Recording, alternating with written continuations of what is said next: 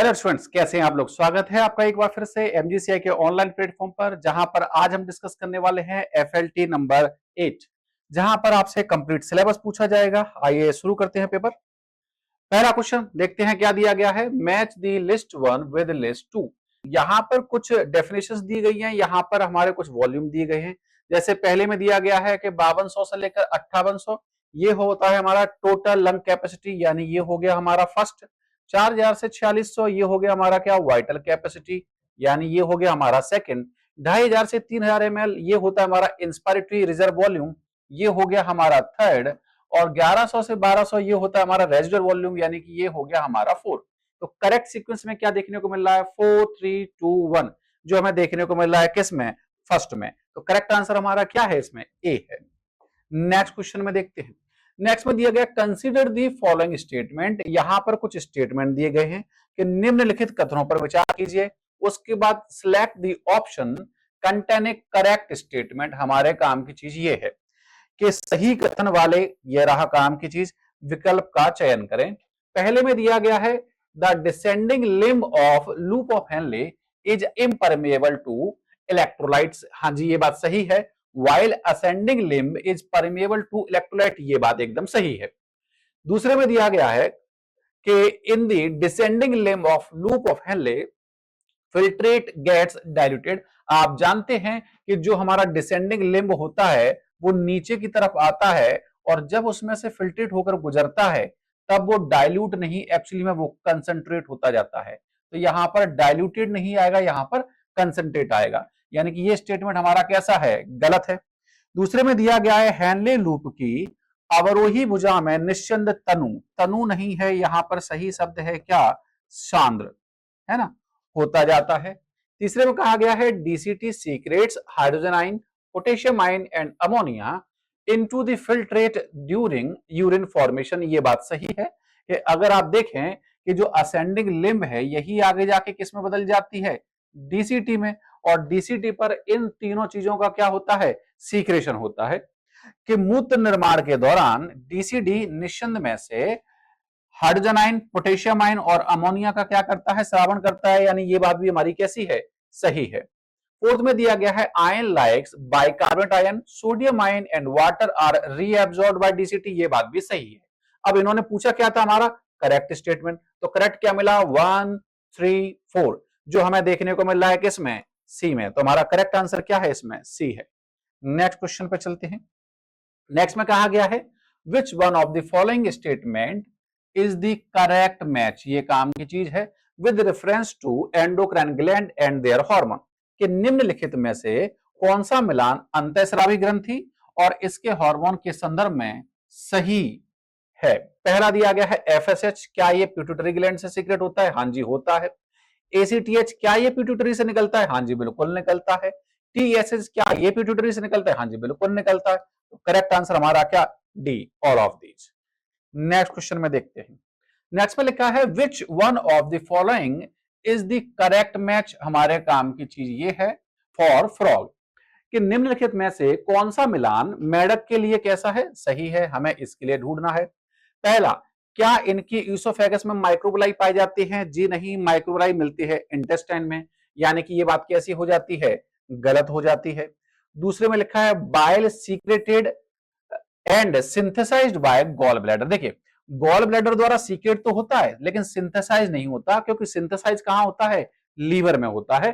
कि पित्त जो है वो पित्ताशय के द्वारा संश्लेषित, तो संश्लेषित नहीं है, श्रावित है, यानी कि ये स्टेटमेंट भी हमारा कैसा है, गलत है। Microvilli help in absorption of digested food, हाँ जी ये बात सही है कि माइक्रोबलाई पचे हुए भोजन के अवशोषण में सहायक होता है, हाँ जी ये बात सही है। फ्रॉग ओनली हर्बीवोर्स होता है, जी नहीं, फ्रॉग जो है वो कार्निवोर होते हैं। मेढक शाकाहारी नहीं होता है, मेढक मांसाहारी होता है, यानी हमारा करेक्ट आंसर क्या है इसमें, सी है। नेक्स्ट क्वेश्चन में देखते हैं। In plants morphine is obtained from, ये सीधा सीधा क्वेश्चन है एनसीईआरटी से कि मॉर्फिन प्लांट के लेटेक्स से मिलता है। तो करेक्ट आंसर क्या है इसका, डी है। Next question, which one of the following is incorrect. हमारे काम की चीज यही है, हमें क्या ढूंढना है इसमें, कि हमें गलत मिलान ढूंढना है। एस ए नोड क्या राइट ऑरिकल में होता है, हाँ जी बिल्कुल होता है। क्या एवी नोड राइट ऑरिकल में होता है? हाँ जी बिल्कुल होता है। क्या हार्ट हमारा एंडोडर्मली ड्राइव्ड ऑर्गन है? क्या हमारा हृदय एंडोडर्म से व्युत्पन्न अंग है? जी नहीं, एनसीईआरटी में सीधे सीधे दिया है कि हृदय मेसोडर्म से व्युत्पन्न अंग है, यानी कि ये कैसा है? गलत है, और जो गलत है वही हमारा क्या है? सही है। तो करेक्ट आंसर इसका क्या है? सी। पेरिकार्डियम डबल वॉल्ड मेम्ब्रेन है? हाँ जी, पेरिकार्डियम दोहरी भित्ति युक्त झिल्लीमय थैली है। नेक्स्ट क्वेश्चन, नेक्स्ट में दिया गया how many match are correct for human brain, कि मानव मस्तिष्क के लिए कितने मिलान जो हैं वो सही हैं। लिम्बिक सिस्टम सेक्सुअल बिहेवियर को कंट्रोल करता है? हाँ जी बिल्कुल करता है। क्या लिम्बिक सिस्टम लैंगिक व्यवहार का नियंत्रण करता है? हाँ जी बिल्कुल करता है। क्या मेडुला ऑब्लंगेटा में रेस्पिरेटरी सेंटर और कार्डियोवैस्कुलर रिफ्लेक्सेस के लिए सेंटर है? हाँ जी बिल्कुल है, यानी कि बी और सी भी सही है। कि क्या मेडुला में श्वसन का नियंत्रण और हृदय परिसंचारी परिवर्तन होता है? हाँ जी बिल्कुल होता है। क्या न्यूरो सीक्रेटरी सेल हाइपोथैलेमस में है? हाँ जी बिल्कुल है। उन्होंने पूछा है कि कितने करेक्ट हैं, तो ए बी सी डी चारों करेक्ट है, यानी कि हमारा करेक्ट आंसर इसमें क्या है? सी है। नेक्स्ट क्वेश्चन पे चलते हैं। द फंक्शन ऑफ ग्लूकागॉन, आप जानते हैं कि ग्लूकागॉन ग्लूकेज के स्तर को क्या करता है? बढ़ा देता है। कहां बढ़ा देता है? ब्लड में। कि ब्लड में ग्लूकोज के लेवल को कौन बढ़ाता है? ग्लूकागॉन बढ़ाता है। अब इन्होंने क्या कहा है? टू इंक्रीज ग्लाइकोजेनेसिस, मतलब यहां पे बोल रहे हैं कि ग्लाइकोजन का निर्माण होता है। तो ग्लाइकोजन का निर्माण कहां से होगा? ग्लूकोज से। मतलब ग्लूकोज कन्वर्ट हो गया किस में? ग्लाइकोजन में। तो ग्लूकोज का लेवल कैसा हो जाएगा? कम। यानी कि ये बात कैसी है? गलत है। To decrease blood sugar level, अभी तो आपसे कहा कि ये क्या कर रहा है? ब्लड के शुगर के लेवल को बढ़ा रहा है, ये भी नहीं हो सकता। तीसरे में लिखा गया है to release glucose from liver cell and glycogenolysis. हाँ जी ये बात सही है कि लीवर सेल से ग्लूकोज को बाहर निकालेगा तो कहां डालेगा? ब्लड में। ब्लड में ग्लूकोज का लेवल बढ़ जाएगा। और ग्लाइकोजिनोलाइसिस मतलब ग्लाइकोजन को क्या करेगा? तोड़ेगा, और जब ग्लाइकोजन टूटेगा तो क्या बनेगा? ग्लूकोज। यानी कि ये बात कैसी है? सही है। तो करेक्ट आंसर हमारा क्या है इसमें? सी है। फोर्थ में दिया गया है to increase the absorption of glucose into the cell, अगर सेल में ग्लूकोज चला जाएगा तो ब्लड में ग्लूकोज का लेवल कैसा हो जाएगा? कम हो जाएगा। यानी हमारा करेक्ट आंसर इसमें क्या है? सी है। नेक्स्ट क्वेश्चन, यहां पर स्टेटमेंट दिए गए हैं कि aquatic annelids like Nereis possess lateral appendages, जिन्हें हम पैरापोडिया भी कहते हैं, विच हेल्प इन स्विमिंग, ये बात कैसी है? सही है। कि जलीय एनिलिड जैसे नेरीज में पार्श्व उपांग पाए जाते हैं जिन्हें पैरापोडिया कहा जाता है, पाए जाते हैं जो तैरने में क्या करते हैं? सहायता करते हैं। यानी कि कथन एक हमारा कैसा है? सही है। इन Annelida both longitudinal and circular muscles are found which help in locomotion, कि एनिलिड में अनुदैर्ध्य तथा वृत्ताकार दोनों प्रकार की पेशियां पाई जाती हैं जो कि चलन में क्या करती हैं? सहायता करती हैं। ये बात भी कैसी है? सही है। यानी कि हमारा करेक्ट आंसर क्या हो जाएगा?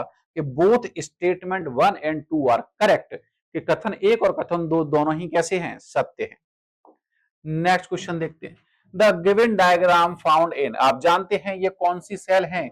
ये स्तंभाकार कोशिकाएं हैं, ये कॉलुमनर सेल्स हैं। कौन सी सेल्स हैं? Columnar sales. जो कहां पाई जाती हैं? लाइनिंग ऑफ स्टमक, हाँ जी बिल्कुल पाई जाती हैं। एयर सैक ऑफ लंग, जी नहीं, एयर सैक ऑफ लंग में पाई जाती हैं क्या? स्क्वामस सेल या सल्की उपकला। लाइनिंग ऑफ इंटेस्टाइन, आंत के स्तर में, हाँ जी बिल्कुल पाई जाती है। तुम्हारा करेक्ट आंसर क्या हो जाएगा? D, both A and C. D हमारा करेक्ट आंसर है। नेक्स्ट क्वेश्चन पे चलते हैं। यहां पर एक तरफ उन्होंने दिए हैं हार्मोन, एक तरफ दिए हैं कहां से निकल रहा है, दूसरी तरफ दिया है कि कहां पे कार्य कर रहा है। ईस्ट्रोजन आप जानते हैं कि ये कहां से निकलता है? ईस्ट्रोजन निकलता है कहां से? ओवरी से। यानी कि हमारा फर्स्ट वाला जो है वो मिल जाएगा किससे? सी। और साथ में आप जानते हैं कि ओवरी पे ये क्या कार्य करेगा? तो ओवरी पे ये कार्य करेगा रिप्रोडक्टिव ट्रैक्ट और मेमोरी ग्लैंड पर। यानी कि ये हमारा मिला दिया किससे? 4 से। यानी कि 1C4, और 1C4 हमें कहां दिख रहा है? या तो ए में दिख रहा है या फिर सी में दिख रहा है। आप जानते हैं एफएसएच जो निकलता है वो कहां से निकलता है? एंटीरियर पिट्यूटरी से। यानी कि हमारा जो है 2 है वो मिलेगा किससे? डी से। और एंटीरियर पिट्यूटरी से निकलने वाला जो एफएसएच है वो काम कहां करता है? ओवरी और टेस्टिस पे। यानी कि ये मिलेगा कहां पे? फर्स्ट पे। जो हमें देखने को मिल रहा है कहां? जो 2BD, जी नहीं, ये मिल रहा है कहां पे, सी में, 2D1, यानी कि हमारा करेक्ट आंसर इसमें क्या है, सी है। नेक्स्ट क्वेश्चन पे चलते हैं। नेक्स्ट में है, स्टेटमेंट दिए गए हैं कि withdrawal method has a higher chance of preventing pregnancy. ये बात सही है कि बाह्य स्खलन विधि से गर्भावस्था के साथ साथ ये बात गलत हो जाती है क्या, कि सिफिलिस जैसे एसटीडीज को रोकने में क्या मिलती है, अधिक संभावना होती है। कि यहां पर लिखा है chances of preventing pregnancy as well as STI, ये नहीं है। विड्रॉल मेथड से सेक्सुअली ट्रांसमिटेड डिजीज को नहीं रोका जा सकता, यानी कि स्टेटमेंट 1 हमारा कैसा हो जाता है, गलत हो जाता है। दूसरे में क्या दिया गया है, natural methods like periodic abstinence and coitus interruptus have zero side effect. ये बात तो सही है, with a higher failure rate, लेकिन इनके फेल होने की दर भी कैसी होती है, ज्यादा होती है।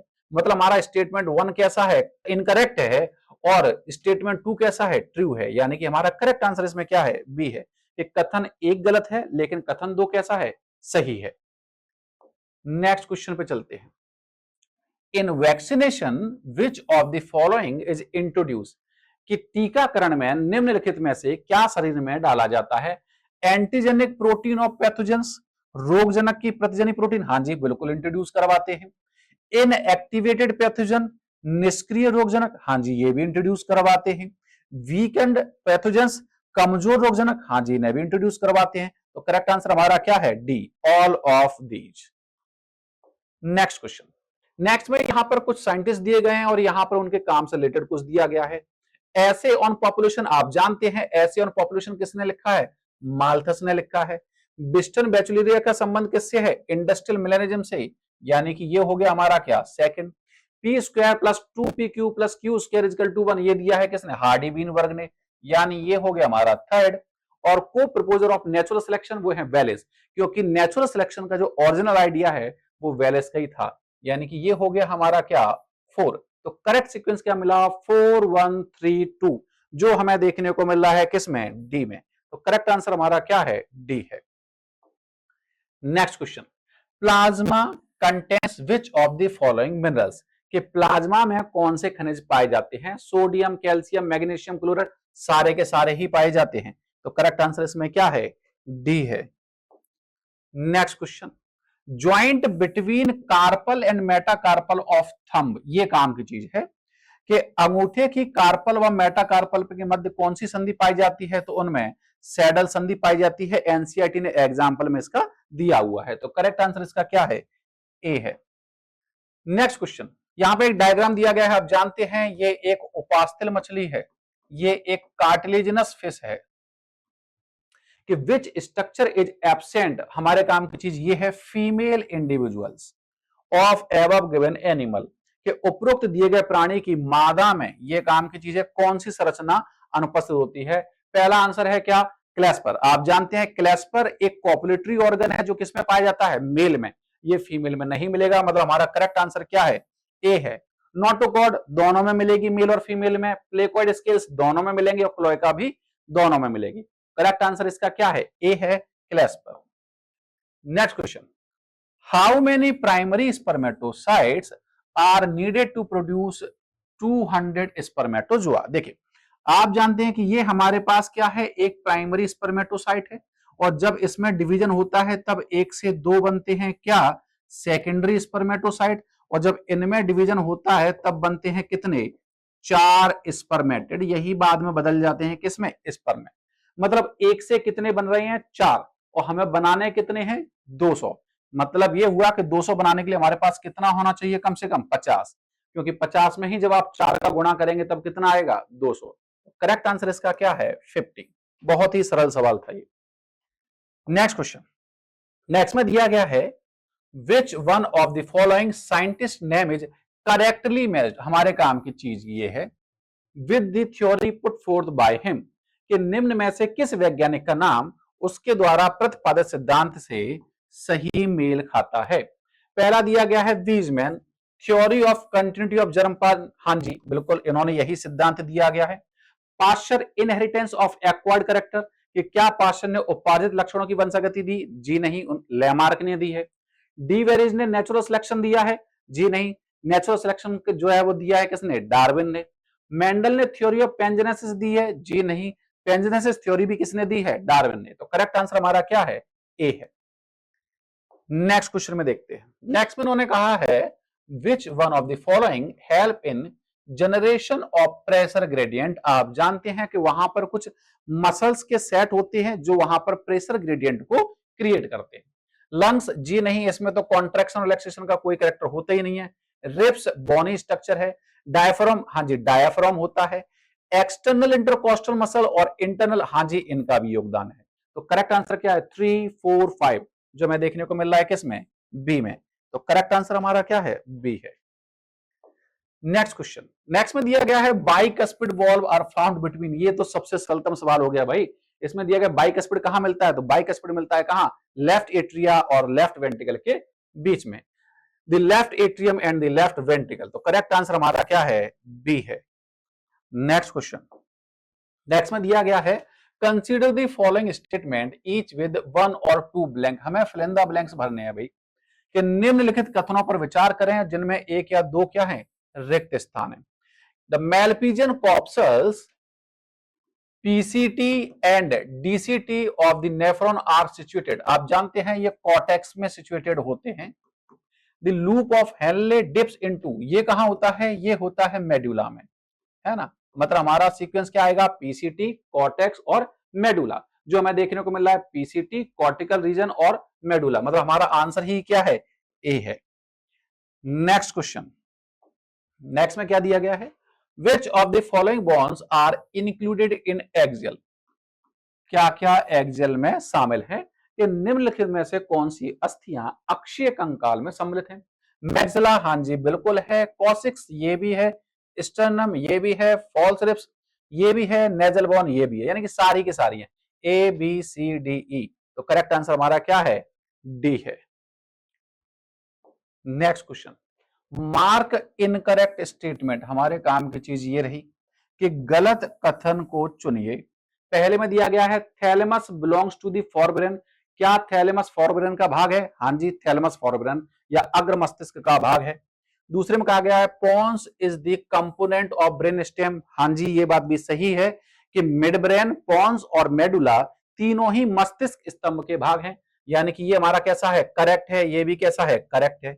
Dura mater is the middle meninges, जी नहीं, ड्यूरा मैटर मिडिल नहीं, आउटर वाली मेनेंजेस है। यानी कि ये कैसा है, गलत है। और जो हमारा गलत है एक्चुअली में वही हमारा आंसर है। Corpus callosum does not connect forebrain with mid brain, ये बात भी सही है क्योंकि कॉर्पस कैलोसम फोरब्रेन के सेरिब्रम को कनेक्ट करता है, ना कि फोरब्रेन और मिड ब्रेन को कनेक्ट करता है। तो ये बात भी कैसी है, सही है। तो करेक्ट आंसर हमारा क्या निकल के आया, सी। नेक्स्ट पे चलते हैं। नेक्स्ट में दिया गया है in the given below example how many are secreted from exocrine. ये हमारे काम की चीज है। मतलब हमें एंडोक्राइन यानी कि हार्मोन को वहां से एक्सक्लूड कर देना है। देखें जरा कौन कौन से हार्मोन है हमारे पास। ट्रिप्सन, ये एक एंजाइम है। इंसुलिन, ये एक हार्मोन है, इसे हटा देंगे। लाइपेज एक एंजाइम है, सीसी के एक हार्मोन है। थायरोकैल्सिटोनिन एक हार्मोन है। ऑयल, ये भी एक्सोक्राइन है। म्यूकस एक्सोक्राइन है। ईयरवैक्स एक्सोक्राइन है। मिल्क और सीक्रेटिन, सीक्रेटिन भी क्या है, एक हार्मोन है। अब जरा काउंट करके देख लेते हैं कितनी चीजें हैं जो हमें कहां से मिलेंगी एक्सोक्राइन से। 1 2 3 4 5 और 6, टोटल कितने हैं, 6। तो हमारा करेक्ट आंसर इसमें क्या है, ए है। नेक्स्ट क्वेश्चन, नेक्स्ट में the given below diagram of animal belongs to. ये नीचे एक डायग्राम दिया गया है कि दिए गए जंतु का चित्र किससे संबंध है। क्या ये एवीज का मेंबर है, हाँ जी बिल्कुल सही बात है। क्या ये कॉर्डेटा में आता है, हाँ जी बिल्कुल आता है। क्या ये कशेरुकी प्राणी है, क्या ये वर्टिब्रेटा में आता है, बिल्कुल आता है। तो करेक्ट आंसर हमारा क्या है, डी है। नेक्स्ट क्वेश्चन, यहां पर फिर से मैच द कॉलम दिया है। स्टोरेज ऑफ फूड ये कौन करता है, क्रॉप, यानी कि ये हो गया हमारा फर्स्ट। मीजोथोरेक्स से क्या निकलते हैं, फॉर्मिंग, यानी कि ये हो गया हमारा सेकंड। टेनपियर क्या होते हैं, स्पाइरिकल्स, यानी कि ये हो गया थर्ड। और गिजार्ड क्या करता है, ग्राइंडिंग ऑफ फूड पार्टिकल, भोजन को पीसने का कार्य कौन करता है, गिजार्ड करता है। यानी कि ये हो गया हमारा 4। करेक्ट सीक्वेंस निकला 4 3 2 1 जो हमें देखने को मिल रहा है किसमें, ए में। तो करेक्ट आंसर हमारा क्या है, ए है।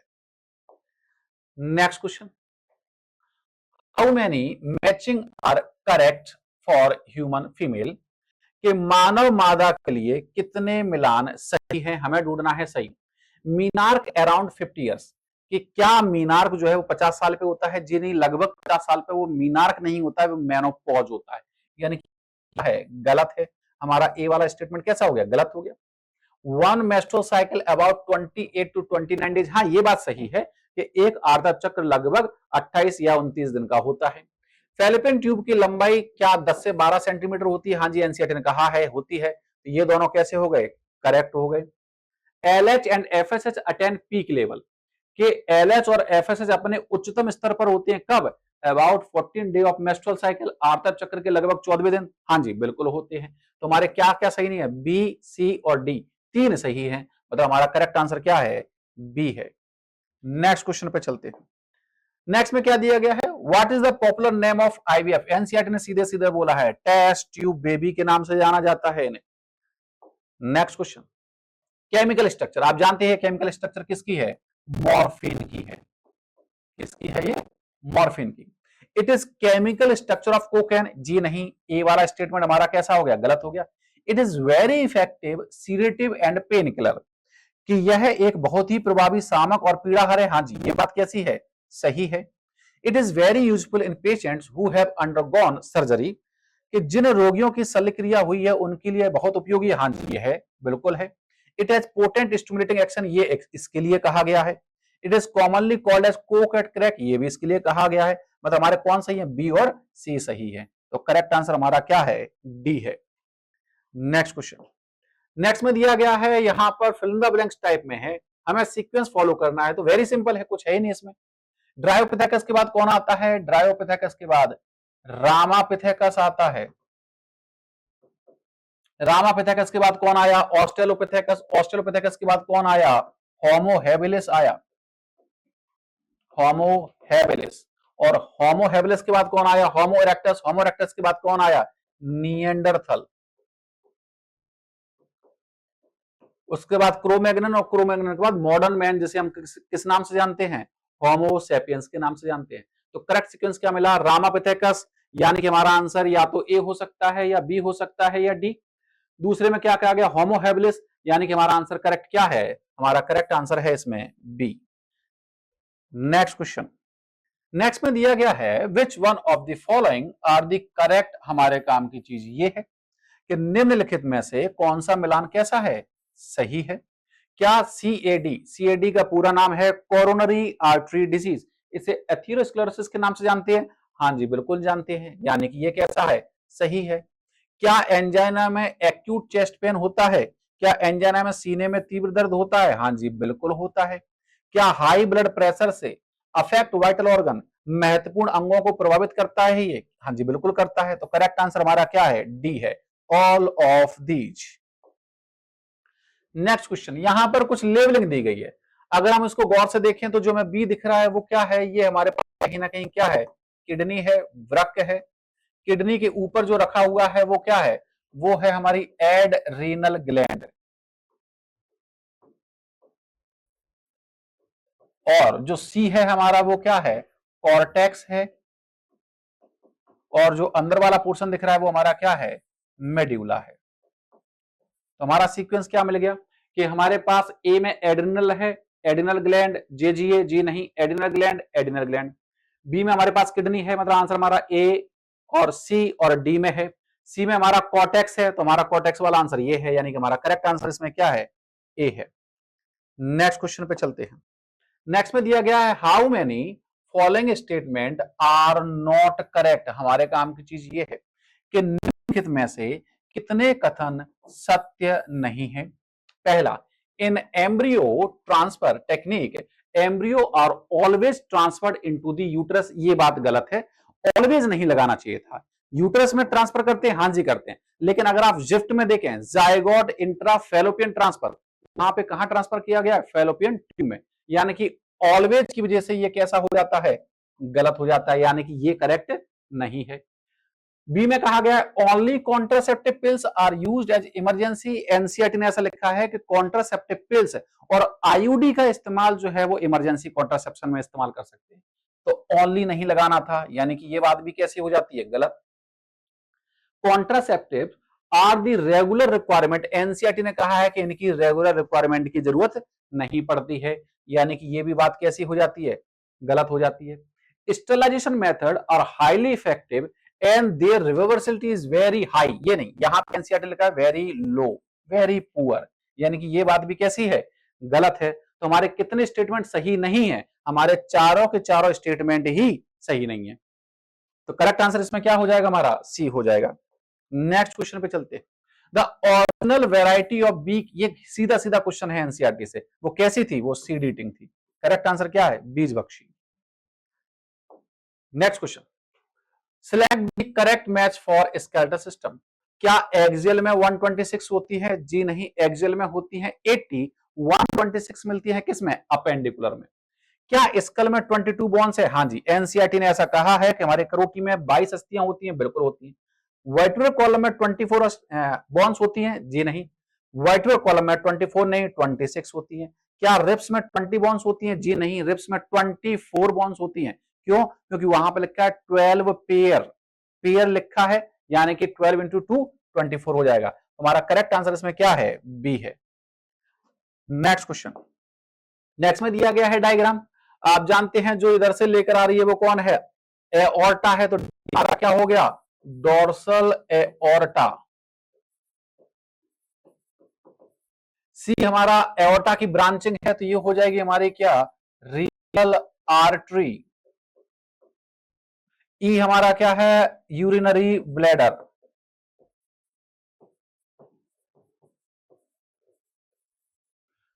ए हमारे पास क्या है, आप जानते हैं नीचे की तरफ जो आती है वो है इंफीरियर वेना कावा, और यहां पर जो पिरामिड है वो कौन से रीजन में होते हैं, मेडुलर रीजन में होते हैं, इसलिए उन्हें मेडुलरी पिरामिड भी कह देते हैं।